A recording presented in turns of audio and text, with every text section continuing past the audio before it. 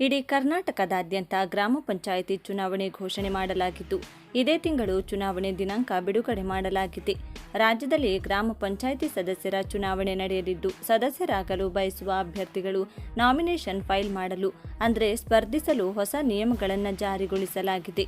ಗ್ರಾಮ ಪಂಚಾಯತ್ ಸದಸ್ಯರ ಚುನಾವಣೆ ದಿನಾಂಕ ಘೋಷಣೆ ಮಾಡಲಾಗಿದ್ದು, 2025ರಲ್ಲಿ ನಡೆಯುತ್ತಿರುವ ಈ ವರ್ಷದ ಗ್ರಾಮ ಪಂಚಾಯತ್ ಚುನಾವಣೆಗೆ ಸ್ಪರ್ಧಿಸಲು ಬಯಸುವ ಅಭ್ಯರ್ಥಿಗಳಿಗೆ ರಾಜ್ಯ ಸರ್ಕಾರ ಹಾಗೂ ಚುನಾವಣಾ ಆಯೋಗದಿಂದ ಅಧಿಕೃತವಾಗಿ ಹೊಸ ಸೂಚನೆಗಳನ್ನು ನೀಡಲಾಗಿದ್ದು ಹಾಗೂ ನಿಯಮಗಳನ್ನು ಘೋಷಿಸಲಾಗಿದ್ದು, ಸ್ಪರ್ಧಿಸಲು ಬಯಸುವ ಎಲ್ಲ ಅಭ್ಯರ್ಥಿಗಳು ಕಡ್ಡಾಯವಾಗಿ ಈ ವಿಷಯವನ್ನು ತಿಳಿದುಕೊಳ್ಳುವುದು ಅತ್ಯಗತ್ಯವಾಗಿದೆ.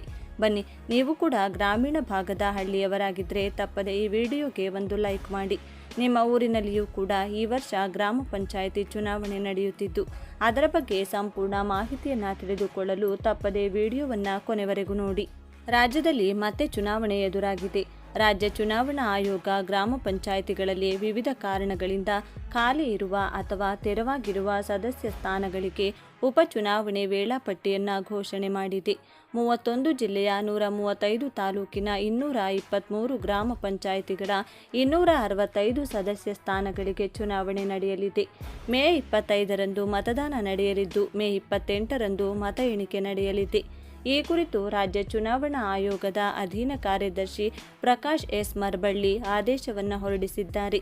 ಭಾರತ ಸಂವಿಧಾನ ಅನುಚ್ಛೇದ 243ಕೆ ಹಾಗೂ ಕರ್ನಾಟಕ ಗ್ರಾಮ ಸ್ವರಾಜ್ ಮತ್ತು ಪಂಚಾಯತ್ ರಾಜ್ ಅಧಿನಿಯಮ 1993ರ ಪ್ರಕರಣ 308ರಲ್ಲಿ ದತ್ತವಾಗಿರುವ ಅಧಿಕಾರದ ಮೇರೆಗೆ ಗ್ರಾಮ ಪಂಚಾಯಿತಿಗಳಲ್ಲಿ ವಿವಿಧ ಕಾರಣಗಳಿಂದ ಖಾಲಿ ಇರುವ ಅಥವಾ ತೆರವಾಗಿರುವ ಸದಸ್ಯ ಸ್ಥಾನಗಳಿಗೆ ಉಪಚುನಾವಣೆ ಘೋಷಣೆ ಮಾಡಲಾಗಿದೆ. ಕರ್ನಾಟಕ ಗ್ರಾಮ ಸ್ವರಾಜ್ ಮತ್ತು ಪಂಚಾಯತ್ ರಾಜ್ ಅಧಿನಿಯಮ 1993ರ ಪ್ರಕರಣ 308ಎ ಮತ್ತು 308ಎಬಿ ಮತ್ತು ಕರ್ನಾಟಕ ಗ್ರಾಮ ಸ್ವರಾಜ್ ಮತ್ತು ಪಂಚಾಯತ್ ರಾಜ್ ನಿಯಮಗಳು 1993ರ ನಿಯಮ 12ರನ್ವಯ ಚುನಾವಣಾ ವೇಳಾಪಟ್ಟಿಯನ್ನು ಘೋಷಿಸಲಾಗಿದೆ. ಜಿಲ್ಲಾ ಚುನಾವಣಾಧಿಕಾರಿಗಳು 8/5/2025ರಂದು ಚುನಾವಣಾ ಅಧಿಸೂಚನೆ ಹೊರಡಿಸಲಿದ್ದಾರೆ. ನಾಮಪತ್ರಗಳನ್ನು ಸಲ್ಲಿಕೆ ಮಾಡಲು ಕೊನೆಯ ದಿನಾಂಕ 14/5/2025. ನಾಮಪತ್ರ ಪರಿಶೀಲನೆ 15/5/2025. ನಾಮಪತ್ರ ವಾಪಸ್ ಪಡೆಯಲು 17/5/2025 ಕೊನೆಯ ದಿನ. ಮತದಾನ ಅಗತ್ಯವಿದ್ದರೆ 25/5/2025ರ ಭಾನುವಾರ ಬೆಳಗ್ಗೆ 7ರಿಂದ ಸಂಜೆ 5 ಗಂಟೆಯ ತನಕ ನಡೆಯಲಿದೆ. ಮತ ಎಣಿಕೆ 28/5/2025ರ ಬುಧವಾರ ನಡೆಯಲಿದೆ. ಗ್ರಾಮ ಪಂಚಾಯಿತಿಗಳ ಉಪಚುನಾವಣೆಯಲ್ಲಿ ನೋಟಾ ಮತ ಚಲಾವಣೆ ಮಾಡಲು ಅವಕಾಶವಿಲ್ಲ ಎಂದು ಸ್ಪಷ್ಟಪಡಿಸಲಾಗಿದೆ. ಜಿಲ್ಲಾಧಿಕಾರಿಗಳು ಆಯೋಗ ಆದೇಶಿಸಿರುವ ಚುನಾವಣಾ ವೇಳಾಪಟ್ಟಿಯನ್ನು ಅನುಸರಿಸಿ ಉಪಚುನಾವಣೆ ಅಧಿಸೂಚನೆಯನ್ನು ಹೊರಡಿಸಬೇಕು. ಅಧಿಸೂಚನೆ ಪ್ರತಿಗಳನ್ನು ಜಿಲ್ಲಾಧಿಕಾರಿಗಳ ಕಚೇರಿ, ಜಿಲ್ಲಾ ಪಂಚಾಯಿತಿ, ತಾಲೂಕು ಪಂಚಾಯಿತಿ ಮತ್ತು ಗ್ರಾಮ ಪಂಚಾಯಿತಿ ಕಚೇರಿಯ ಸೂಚನಾ ಫಲಕದ ಮೇಲೆ ಹಾಗೂ ಇನ್ನಿತರ ಮುಖ್ಯ ಸ್ಥಳಗಳಲ್ಲೂ ಸಹ ಪ್ರದರ್ಶಿಸಬೇಕು. ಗ್ರಾಮ ಪಂಚಾಯಿತಿ ಕಚೇರಿಯ ಸೂಚನಾ ಫಲಕದಲ್ಲಿ ಅಧಿಸೂಚನೆ ಪ್ರಕಟಿಸಿ ಚುನಾವಣಾ ಪ್ರಕ್ರಿಯೆಯನ್ನು ಪ್ರಾರಂಭಿಸುವಂತೆ ಸೂಚಿಸುವುದು ಹಾಗೂ ಚುನಾವಣಾ ನೋಟಿಸ್ನಲ್ಲಿ ಚುನಾವಣೆ ನಡೆಯುವ ಗ್ರಾಮ ಪಂಚಾಯಿತಿ ಹೆಸರು, ಕ್ಷೇತ್ರದ ಹೆಸರು, ಸದಸ್ಯ ಸ್ಥಾನಗಳ ಸಂಖ್ಯೆ, ಮೀಸಲಾತಿ ವಿವರಗಳನ್ನು ಸ್ಪಷ್ಟವಾಗಿ ನಮೂದಿಸುವಂತೆ ಸೂಚನೆ ನೀಡತಕ್ಕದ್ದು. ದಿನಾಂಕ 10/5/2025ರಂದು 2ನೇ ಶನಿವಾರದ ಸಾರ್ವತ್ರಿಕ ರಜಾ ದಿನವಾದ ಕಾರಣ ಅಂದು ಯಾವುದೇ ನಾಮಪತ್ರವನ್ನು ಸ್ವೀಕರಿಸದಂತೆ ಚುನಾವಣಾಧಿಕಾರಿಗಳಿಗೆ ನಿರ್ದೇಶನ ನೀಡುವುದು. ಬೀದರ್ ಜಿಲ್ಲೆಯಲ್ಲಿ ಗ್ರಾಮ ಪಂಚಾಯಿತಿಗಳಿಗೆ ECIL ಹೈದರಾಬಾದ್ ಅವರು ತಯಾರಿಸಿರುವ ಮಲ್ಟಿ ಚಾಯ್ಸ್ ವಿದ್ಯುನ್ಮಾನ ಮತಯಂತ್ರದ ಮೂಲಕ ಚುನಾವಣೆ ನಡೆಸುವುದು.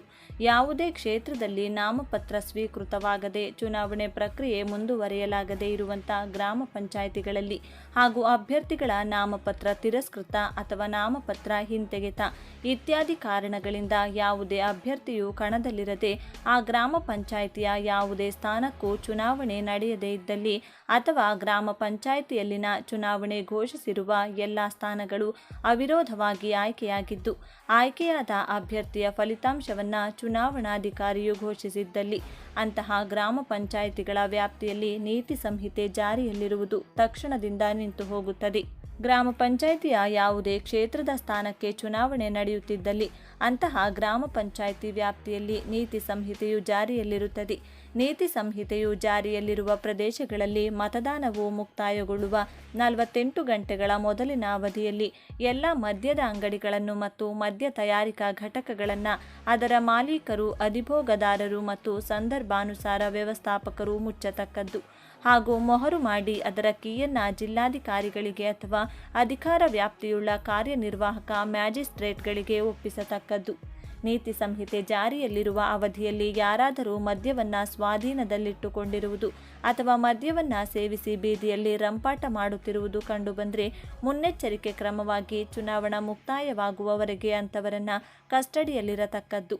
ಚುನಾವಣೆ ಕಾಲದಲ್ಲಿ ಭ್ರಷ್ಟಾಚಾರಗಳನ್ನು ತಡೆಗಟ್ಟುವ ಬಗ್ಗೆ ಸೂಕ್ತ ತಂಡವನ್ನು ರಚಿಸಿ ಕ್ರಮಗಳನ್ನು ಕೈಗೊಳ್ಳುವುದು. ವಿಶೇಷ ಸೂಚನೆಗಳು. ಈಗಾಗಲೇ ನೀಡಿರುವ ನಿರ್ದೇಶನಗಳಂತೆ ಚುನಾವಣೆ ನಡೆಯಲಿರುವ ಗ್ರಾಮ ಪಂಚಾಯಿತಿಗೆ ಸಂಬಂಧಿಸಿದಂತೆ ಹಾಲಿ ಚಾಲ್ತಿಯಲ್ಲಿರುವ ವಿಧಾನಸಭಾ ಮತದಾರರ ಪಟ್ಟಿಯನ್ನು ಅಳವಡಿಸಿಕೊಂಡು ತಯಾರಿಸಲಾಗಿರುವ ಗ್ರಾಮ ಪಂಚಾಯಿತಿಯ ಮತದಾರರ ಪಟ್ಟಿಯಂತೆ ಚುನಾವಣೆ ನಡೆಸುವುದು. ಚುನಾವಣೆ ನಡೆಸಲಾಗುವ ಗ್ರಾಮ ಪಂಚಾಯಿತಿಗೆ ಚುನಾವಣಾಧಿಕಾರಿ ಹಾಗೂ ಸಹಾಯಕ ಚುನಾವಣಾಧಿಕಾರಿಗಳನ್ನು ನೇಮಕ ಮಾಡಿ ಅವರಿಗೆ ತರಬೇತಿಯನ್ನು ಹಾಗೂ ಚುನಾವಣೆಗೆ ಸಂಬಂಧಪಟ್ಟ ಎಲ್ಲ ಅಗತ್ಯ ಮಾಹಿತಿ ಹಾಗೂ ಸುತ್ತೋಲೆ ಅಥವಾ ನಿರ್ದೇಶನ ಪತ್ರಗಳ ಪ್ರತಿಯನ್ನು ನೀಡುವುದು.